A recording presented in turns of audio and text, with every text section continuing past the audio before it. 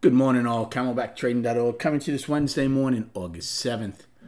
We're looking at Window Trader's market profile of the ES and NQ. So we spoke last night, spoke in the room, that a lot of times what M does, right, L and M, sometimes distort what the day was doing.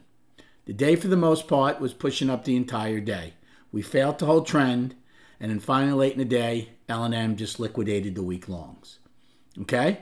Now, that doesn't mean that today we were going to open and gap lower or anything of that nature. Right now, there's still 70 minutes to go, and we could come back down. But for now, look where we are.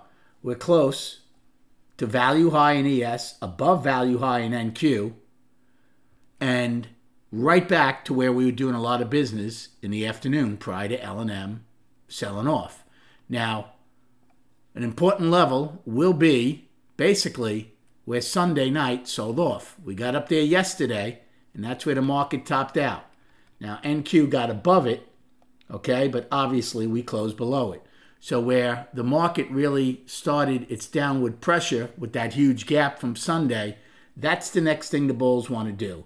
Now, again, it's a subjective thing whether you want to call this a 2 or a 3-day balance. I'm going to use a 3-day balance, okay? I'm not going to say the daily's up if we take out yesterday's high. For me, it's going to be Friday, Monday, Tuesday. So Friday's high is the one we want to take out at some point. Otherwise, we're still in balance. That's how I'm looking at it, okay? Basically the same with NQ. So yesterday's high, yeah, bulls want to take it, but eventually you want to get up, migrate towards those wide pocs from Friday, and then eventually take back the trend day and get into the gap, okay? So that's the goal. If they're able to start doing that, what Sunday night's opening and sell-off did is kind of taken out of the picture. Also, we've had two very, very nice buy tails with good excess, excellent excess on both Monday and yesterday.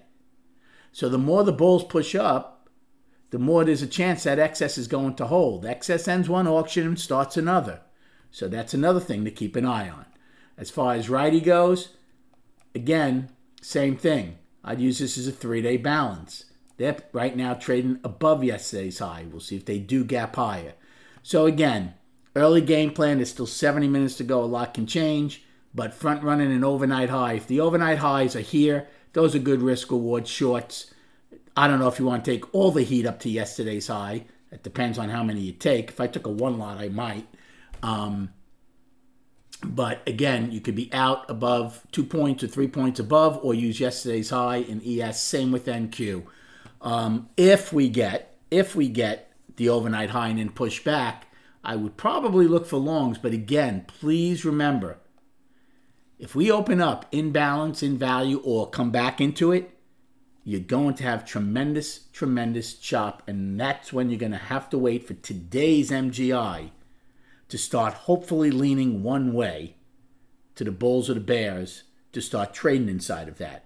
Otherwise, if it's a mixed bag of MGI inside of this ranges from yesterday, people are going to get chopped up severely, okay? Please keep that in mind. And then on the chart, so here's a daily. Again, some people will call this a 2-day bound. I'm calling it 3.